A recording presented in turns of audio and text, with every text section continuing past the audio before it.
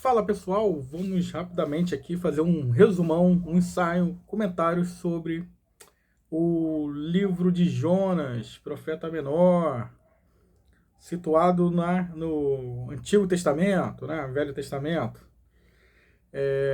Faço minhas considerações a partir de uma Bíblia NAA, Nova Almeida atualizada. Sempre recomendo Bíblias de estudo. A minha igreja, a PIB do Rio, tem adotado, né, uma revista da Convenção Batista Brasileira, da editora Convicção. Essa revista aqui é boa. Você que gosta de EBD, ó, o nome da revista é Compromisso. Tá vendo aí, ó? A revista é boa, tá? Pra quem quer dar aula, né? Tem ideias, tudo, né? Aulas de EBD, tá? Aula online também, de EBD, de estudos. Eu indico a revista Compromisso, da Convenção Batista Brasileira, tá?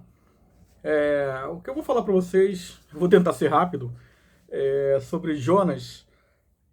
Eu pesquisei em vários locais, dicionários, várias bíblias anotadas, comentadas, ilustradas, livros. Então é um estudo de várias horas, assistindo estudos, vídeos, né? A gente sempre se capacita para levar um conhecimento para os irmãos, para os colegas, amigos, né? Vamos lá, Jonas. Jonas, em primeiro lugar, como eu falo para você, ele esquece o J porque o J não vem do hebraico, né? E o hebraico se escreve da direita para a esquerda. Iona, Iona, Iona. Então, Iona, ou algo assemelhado, até porque nós somos brasileiros falando português, né? Uma pessoa lá da terra, né, de Israel, deve saber a pronúncia mais correta, né? Mas Iona, ou Ionar, significa pomba, pombo, né? Pô, aí você fala, pô, o nome do cara é Pombo, né? Pois é, o nome do cara é Pombo, só que é o seguinte, a pomba, o pombo na Bíblia, né? É um sinal de renovo, de esperança, né? Aí eu tenho que sempre lembrar a passagem lá da Arca de Noé, né? Noé usa a pomba, quando tá no dilúvio, ele já tá na arca, ele joga a pomba. A primeira vai e volta, a segunda volta com um ramo de oliveira, que é outro sinal de esperança, de renovo, né? E a terceira ele solta, vai e não volta mais, porque a água baixou, né? Então a terra se transformou, né? Eis que surge a nova aliança com Noé, né? O sinal é o arco-íris, né? O arco-íris é um sinal de bênção. Não deixem transformar o que é de Deus em coisas ruins, tá? Então o Iona significa pomba, tá?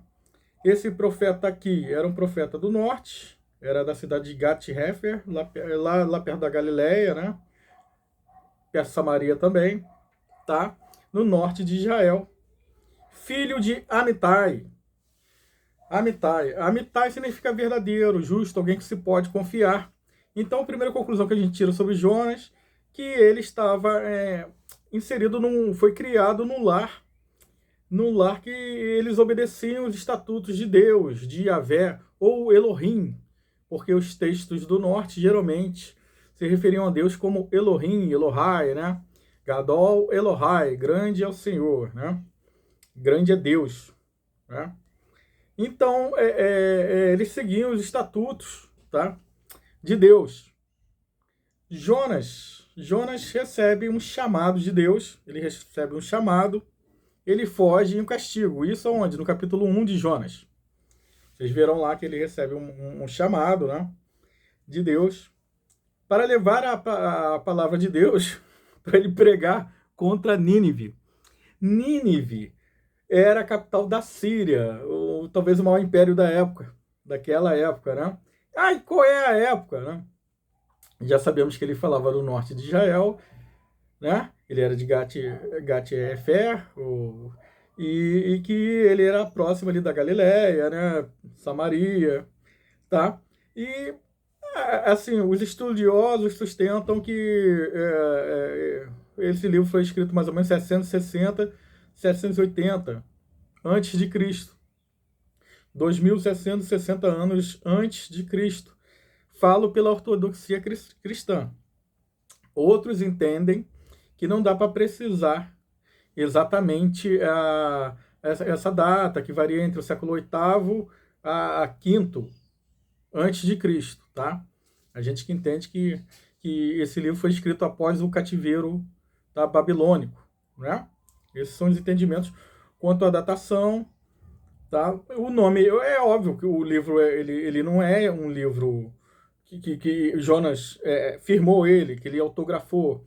É um livro que é atribuído a Jonas, já vista que ele é o personagem, a personagem principal, né, da história. Um livro que é escrito na forma de sátira, mas que a ortodoxia cristã, e eu adoto a ortodoxia cristã, vê esse livro como um livro autêntico, autoritativo e literal.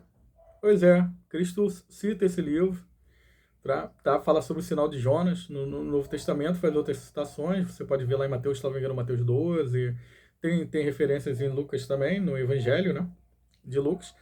Então, é um livro, tá? Muito importante, todo livro da Bíblia é importante, toda a escritura, de fato, é inspirada, né? É apta, né?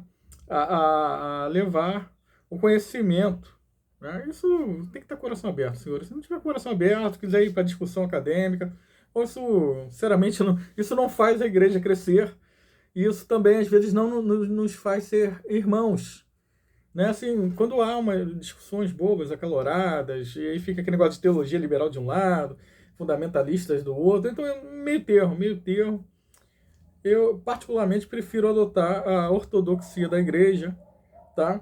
Até porque meu ministério é um ministério pastoral, é um ministério voltado à igreja, apesar de que eu estudo na universidade, né? A gente chama de academia, universidade, as pós-graduações, que pós-graduação, mestrado, doutorado, pós-doc.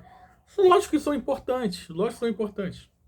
É bem verdade que, né, nessas graduações, pós-graduações, há também muita especulação, senhores. Há muita especulação, não na graduação em si, mas posteriormente, conforme a pessoa vai estudando muito, vai se especializando, né?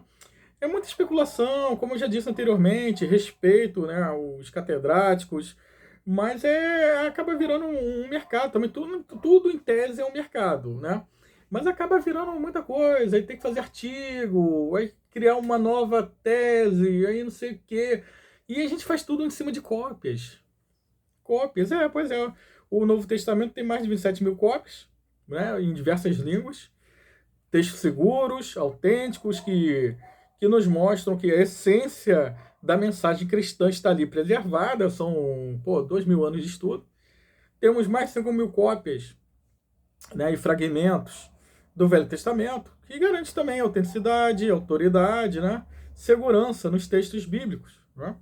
Mas aí sempre tem uma especulação ou outra, coisas desnecessárias. Por exemplo, teve um especialista norte-americano, esqueci se foi na década de 30 ou 40, eu não me lembro mais ou menos qual era a data. Tá? Ele era um professor universitário, ele escreveu uma tese de que Jericó não existia, que era ficção. Aí, pois ele morreu sustentando isso, escreveu um livro, posteriormente a arqueologia descobriu o Jericó. E aí? O cara morreu acreditando. E assim, aí às vezes a pessoa, uma coisinha assim, é capaz de abalar a fé. Não sei se a fé daquele professor era abalada, ou seja. Mas às vezes uma coisinha assim que a gente. Então se isso daqui não é verdade, o resto não é. Os senhores não se preocupam com isso. A Bíblia é um livro de fé, de inspiração, manual de prática de fé. É sim a palavra de Deus, né? E nós temos que seguir as orientações, as prescrições da Bíblia. Então Jonas, voltando aqui a Jonas, ele recebe a palavra do Senhor, ele é filho de Amitai, uma pessoa justa, uma pessoa verdadeira, tá? E o Senhor diz para Jonas, levanta-se e vai pregar uma mensagem, né, ao povo, vai pregar contra Nínive, contra o maior império. Foi isso que Deus falou, para coisa fácil, né? Vai ali na Coreia do Norte e prega lá contra o ditador lá, né? Complicado, né? Não precisa nem pregar contra não, vai lá e prega o evangelho verdadeiro que já vão te matar, né? A gente sabe, né, em regimes fechados, totalitários, se a gente tentar pregar o evangelho, certamente nós seremos combatidos, presos e até mortos. A Nigéria também tem um ambiente terrível de perseguição aos cristãos, né? Então, isso tudo é muito lastimável. Mas voltando aqui a Jonas, então ele foi chamado a pregar contra Nínive. Só que é o seguinte, ele tem a brilhante ideia de um dia levantar, né, após Deus ter revelado isso para ele, ele se levanta e vai para o lado oposto. Ele procura o lugar mais longe que pode de Nínive e de Israel. Aí ele vai até um porto, né? Hoje em dia a gente iria ao aeroporto, né? Nós estamos no Brasil, eu iria lá para Tóquio, iria lá para o outro lado do mundo, né? Tentando fugir da presença de Deus e para não cumprir, tá? Essa incumbência, né? Essa ordem, esse mandado é a ordem, tá? Deus estipulou que ele fosse lá em Nínive, então ele quis fazer justamente o contrário. E em agindo em contrário, ele queria ir para um lugar mais longe, né? Aí a Bíblia fala que ele desce ao porto de Jope, que existe até hoje, tá? É o porto de Jafa, é o porto de Jafu, né? Chamado de Jope, né? Aqui pra gente em português, tá? Ele vai ele desce, né? Ele tá no norte, desce um pouquinho, vai a Tel Aviv vai em direção a Jope, ela é perto de Tel Aviv. Ele vai a Jope, pega o navio, tá? Paga a passagem antes, né? Pega o navio, entra no navio e vai tentar ir para Tarsis, né? Ele vai em direção a Tarsis. Tarsis pode ser um local qualquer, distante, ou pode ser um local situado, né? Local localizado ia ser maravilhoso. Situado no sul da Espanha, tá? Situado mais ou menos aí no sul da Espanha, ali perto do Estreito de Gibraltar. Tá? Então era 3.000 quilômetros, 3.500 quilômetros, 4.000 quilômetros. Então ele tentou ir para longe. Só que é o seguinte, né? Ele fica calado. E Deus manda uma tempestade, né? A soberania de Deus. Deus controla o céu, o mar, a terra. Deus controla a natureza, né? E controla todos os seres viventes, né? Isso é soberania divina.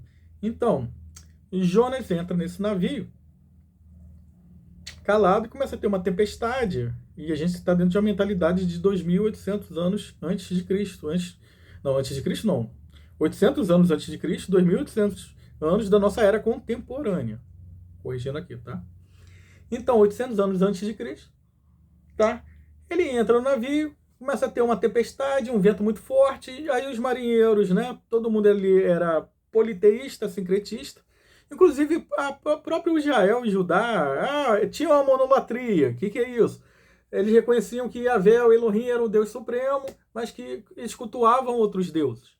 Né? Isso é monolatria, né? Então existia uma supremacia de Deus. Parecia mais um politeísmo, mas tudo bem. Eles cultuavam outros deuses, marinheiros, entendeu? Cultuavam outros deuses, e aí, naquele desespero todo, o barco ameaçando virar, os marinheiros têm a ideia de lançar sorte, que era muito comum naquela época. Inclusive, os próprios judeus israelenses lançavam sortes, tá? Que eram com pedrinhas, para ver o que estava acontecendo, para sortear alguém, para ver quem era o culpado da história, para ver quem era o responsável. Ou era pedra, eles identificavam de alguma forma as pedrinhas, botavam no pote ou em algum lugar, tá? Ou eram madeirinhas, né? Aquela brincadeira que as crianças fazem, que madeira, quem tiver com a madeira maior, tá com ela, né? Assim, geralmente eu já fiz essa brincadeira do palitinho. Só que para eles lançavam sortes com isso. Né? Lançaram sorte e por vontade divina, até porque o vento já era por vontade divina, caiu em quem? Caiu em Jonas. Então, eles perceberam que era Jonas, só que Jonas já tinha ido para baixo, pro porão do navio e dormir. Né? Ele já viu que deve ter percebido que aquela tempestade lá era obra divina e ele tinha grande culpa já em si. Né? Quantas vezes a gente vai dormir, né? Quando a gente se acha culpado por alguma coisa, né? A gente tem que pedir perdão e ir dormir, né? Descansar, né? Mas ele estava tão constrangido, ele tentando evitar a presença de Deus e tentando não se revelar para os marinheiros, que ele foi dormir. Só que o capitão do navio vai atrás do Jonas e fala: meu irmão, tu tá dormindo aí por quê? Acorda. Acorda aí e vai lá orar a teu Deus lá para ver se passa essa tempestade, né? Quer dizer, o capitão, os marinheiros, todo mundo, né, acreditavam em alguma coisa, né? Alguma divindade, seja lá o que for.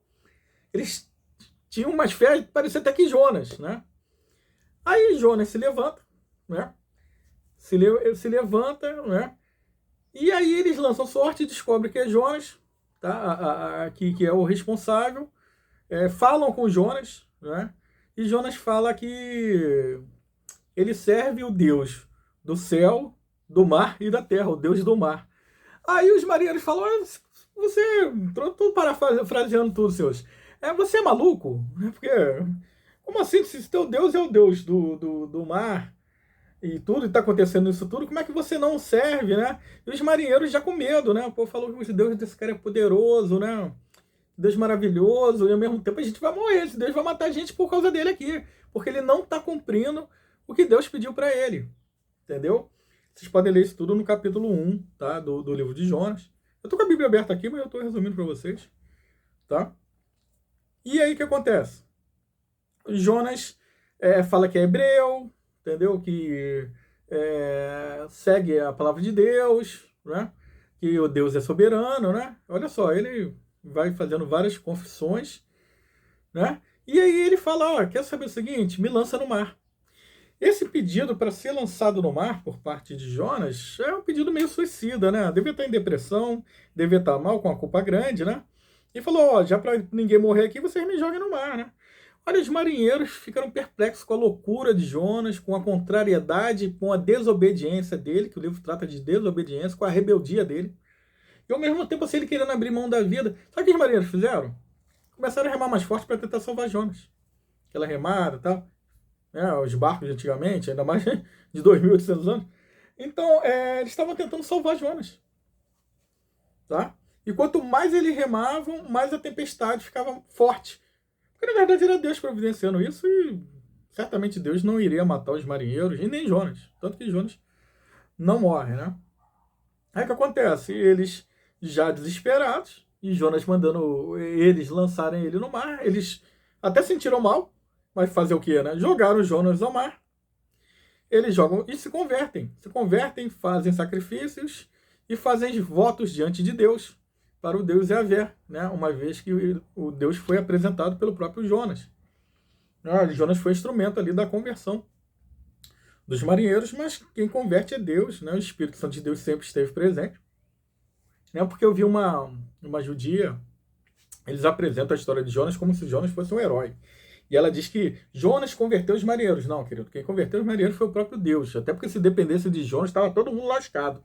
Jonas não é herói. Jonas é um retrato da humanidade. É um cara extremamente egoísta, um cara mau, que seguia e deveria seguir os estatutos de Deus, mas muito mesquinho. Eu vou revelar aqui por que eu estou fazendo isso. Mas não julgue Jonas, apesar de que eu estou exercendo algum juízo, né? São os paradoxos. Mas só porque nós somos Jonas. Pois é, nós somos Jonas. Porque quantas vezes a gente contraria Deus? Deus manda a gente ir para um lado, fazer uma coisa, a gente faz totalmente o oposto. Então nós somos Jonas.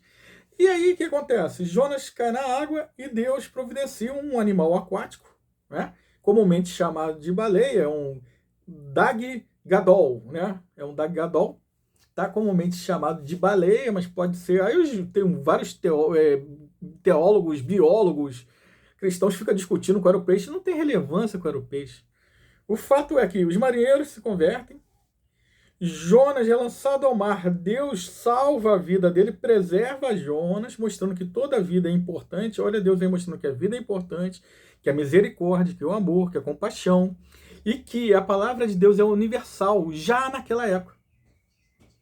Que a mensagem de Deus é para todos, tá? Para judeus e para gentios, tá? E foi assim desde o início, tá? Deus se revela ao povo de Israel, mas foi sempre para todo mundo, entendeu? Vai procurar na Bíblia que você vai ver aí. E aqui é uma passagem clara, tá? Tratando disso, que a salvação é para todos, tanto que Deus manda ele ir para Nínive. E Jonas não quer ir para Nínive porque ele não queria a conversão dos ninivitas, dos assírios. Eles queriam que eles morressem, porque Jonas se achava melhor, porque Jonas se achava exclusivo. Jonas entendia que o Deus de Israel era só dele, tá? E que, na verdade, ele queria que Nínive se danasse.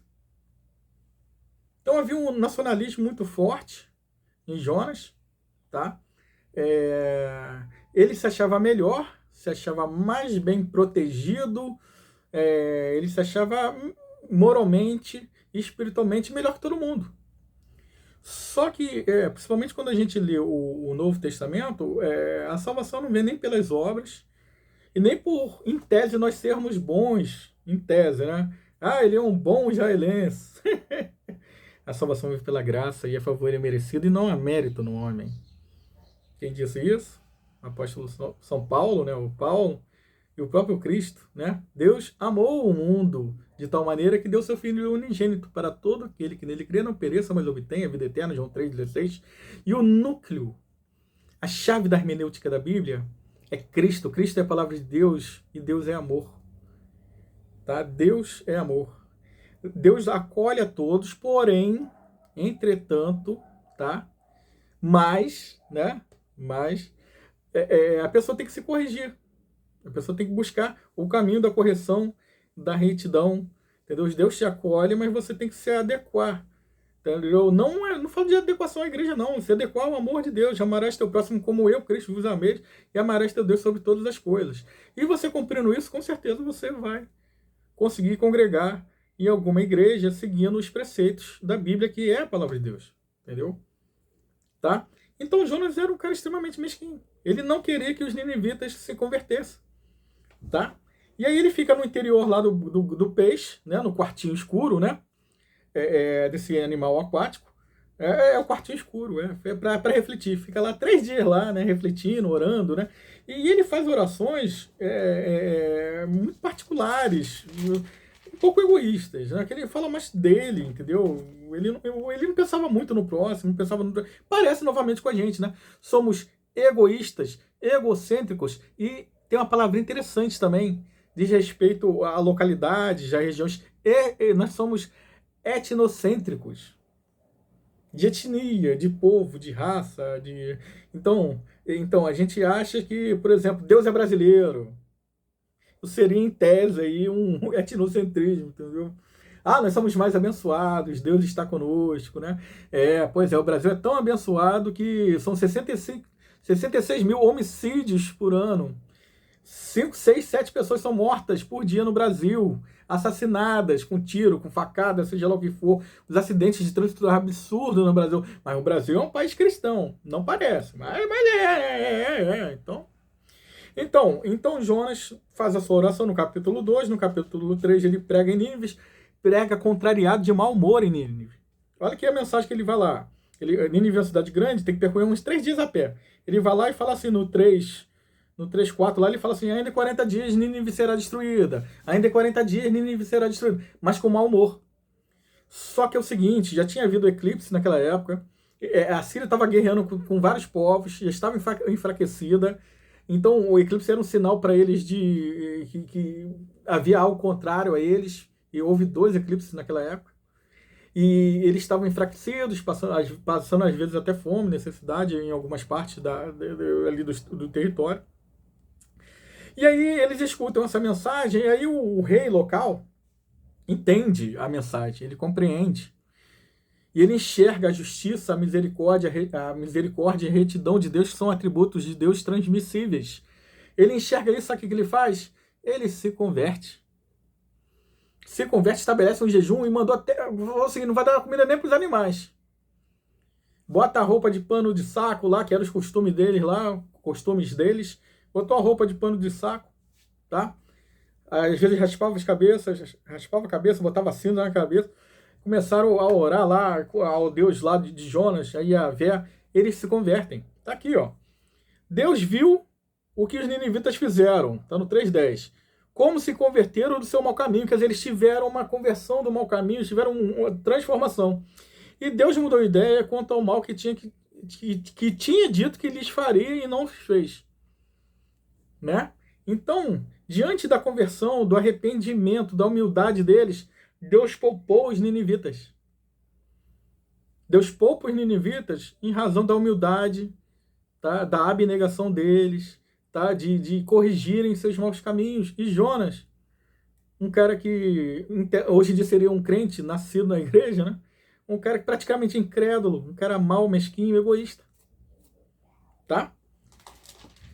No 4, a gente tem Jonas. Jonas, o que acontece? Jonas fica com tanta raiva que ele vê a conversão do povo, que ele sai das muralhas, né, de Nínive, vai para fora, faz um acampamento. Deus manda um vento forte, quente, contra ele. ele estava todo incomodado, tá? Deus faz crescer uma planta para ele, olha a lição que Deus vai dar, faz crescer uma planta no dia, ele fica todo feliz lá com a planta, poderia ter um sicômoro, uma figueira, uma tamareira, sei lá, tá? Deus fez crescer uma planta, e aí no outro dia Deus manda um verme, e essa planta é consumida, ela some, ela morre.